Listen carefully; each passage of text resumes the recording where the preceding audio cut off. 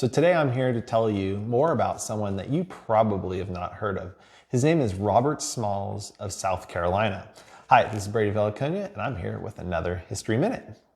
So, Robert Smalls of South Carolina was born enslaved, and during 1862, during the American Civil War, Robert Smalls and the crew of the Planter commandeered the ship, navigated it out of Charleston Harbor, past Fort Sumter, and eventually surrendered it to the Union blockade out in the ocean. Now, these Union blockading sailors were cheering. They were excited to see that someone was brave enough to commandeer a Southern ship and bring it over to the Union side. Now, Smalls and his crew were hailed as heroes.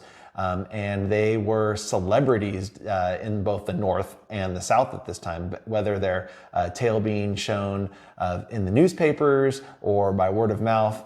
Robert Smalls was a name that every South Carolinian knew of. Smalls eventually joined the Union Army because they did not have an education requirement like the Navy did. However, the Army did assign Smalls to special assignment to the Navy.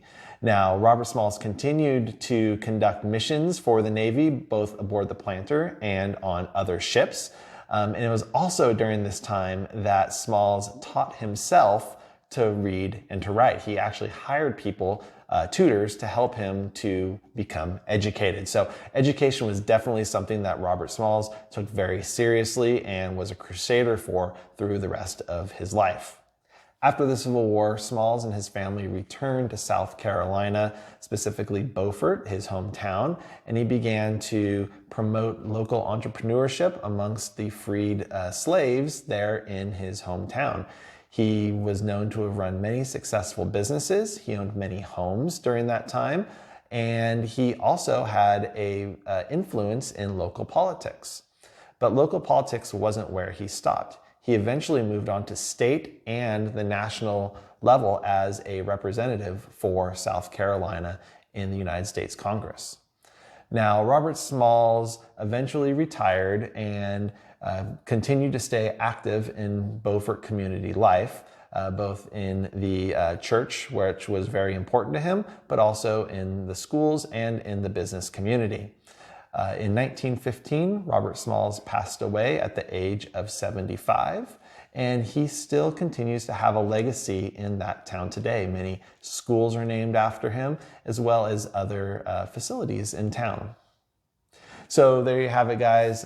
Really awesome story about Robert Smalls. I never would have heard about him, but there are so many great resources. You can read all about it. Definitely a really cool personality, someone that really, unless you lived in South Carolina, you probably haven't heard of. So anyway, hope you guys have a wonderful day. Please feel free to hit the subscribe button down below. It helps me to know who is enjoying my channel. And if you have any suggestions for a History Minute, I would love to hear them. Have a wonderful day, everyone.